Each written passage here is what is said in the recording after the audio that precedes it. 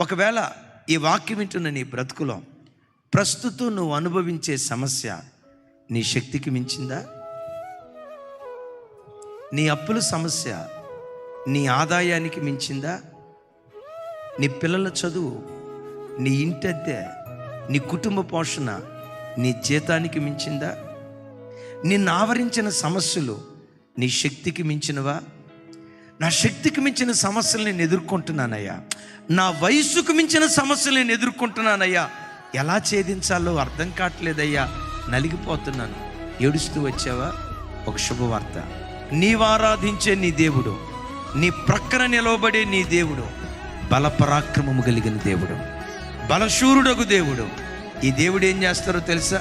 మించిన బలము గలవాని చేతిలో నుండి నిన్ను విడిపించడానికి దేవుడు శక్తి కలిగిన వాడు.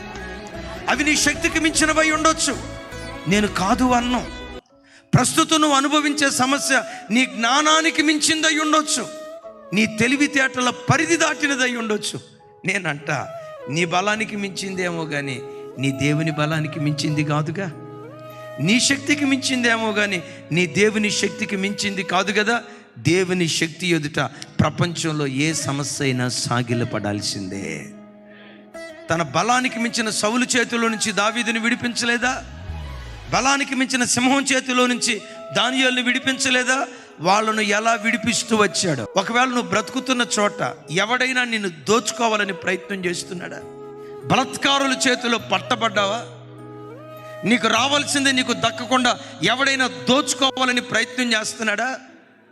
ఎవడైతే నిన్ను దోచుకోవాలని ప్రయత్నం చేశాడో వాడిని ఎదుర్కోగలిగే, మానవ భాషలో చెప్తాను, వాడిని ఎదుర్కోగలిగే దమ్ము నీకు లేకపోయి ఉండొచ్చు, ధైర్యం నీకు లేకపోయి ఉండొచ్చు. ఆ సమస్యను పరిష్కరించడానికి నీ ఎదుట నిలవబడిన శత్రువు నీ బలానికి మించిన వాడై ఉండొచ్చు. సింపుల్, నీ వేద్యాన్ని దేవునికి అప్పగించు. బలాత్కారుల చేతిలో నుండి, దోచుకుని వారి చేతిలో నుండి విడిపించువాడు దేవుడైన యెహోవాయే.